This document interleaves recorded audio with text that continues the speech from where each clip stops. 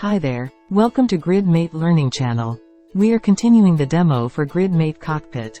Today we will shift our focus to GridMate Cockpit Action Access. Let's begin. Select object whose actions we want to manage. Choose the user or profile. But first let's create new action. Go to Custom Metadata Types. Click Manage Records. Click New. Set Convert as label. Paste the configuration. We can select the object on which we want the action to occur. If we leave it none, it means it's global.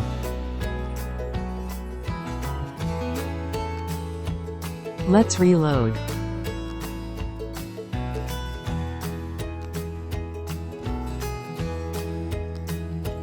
Perfect.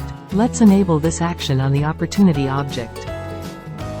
Let's apply the action on the pipeline opportunity grid. Click Save. The convert action is configured perfectly. Let's uncheck the convert action.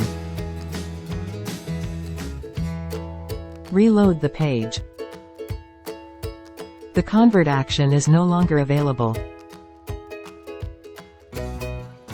Also no longer available on the config wizard. Thank you for watching.